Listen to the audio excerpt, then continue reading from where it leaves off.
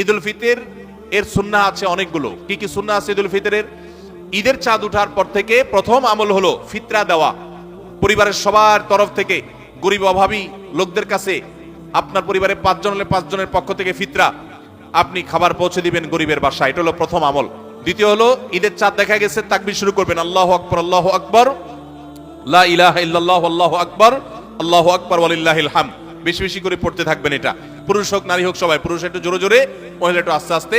অবশ্য ওইটা ঈদগাহে আসার সময় জোরে জোরে পড়বেন, একইদে জোরে একইদে আস্তে, কিন্তু এমনি স্বাভাবিক অবস্থায় সাধারণ গতিতে পড়বেন নারী পুরুষ সবাই যার যার মতো করে তাকবীর। এবং বিশেষ করে এই তাকবীর এটা জিলহজের প্রথম দশকে পুরো দশক ধরেই পড়তে হয়।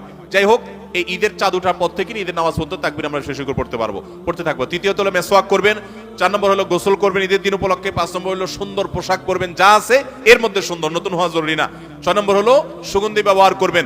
7 নম্বর হলো আপনার খেজুর খেয়ে তারপরে ঈদগাহে আসবেন, খেজুর খেয়ে মিষ্টি মুখ করে ঈদ উল ফিতর ঈদগাহে আসবেন। এরপরে সুন্নাত হলো যে রাস্তায় ঈদগাহে যাবেন আরেক রাস্তায় ঈদগাহ থেকে ফেরত যাবেন। এগুলো হলো ঈদের সুন্নাহ। ঈদ উল ফিতরের সুন্নাহ সমূহ কি কি?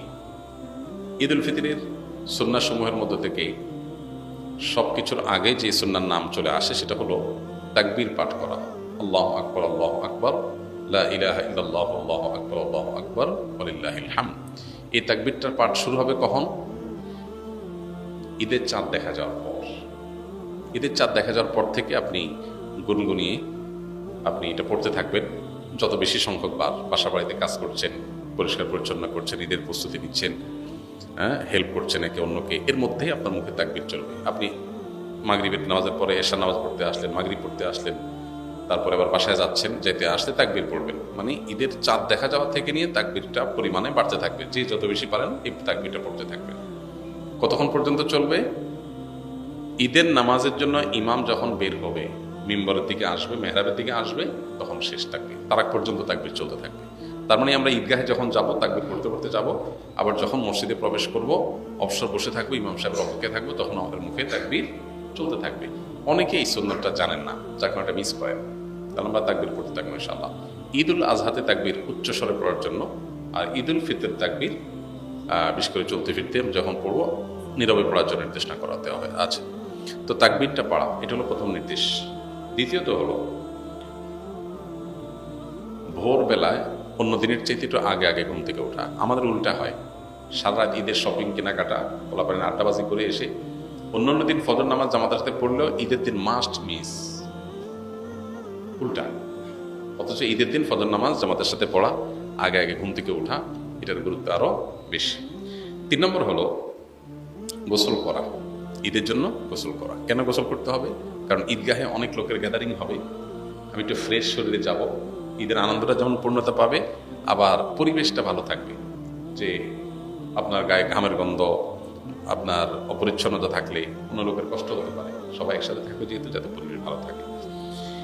এরপরে আরেকটা সুন্নাত হলো ঈদের দিন আমরা যার যা পোশাক আছে এর মধ্যে উত্তম পোশাকটা পরব।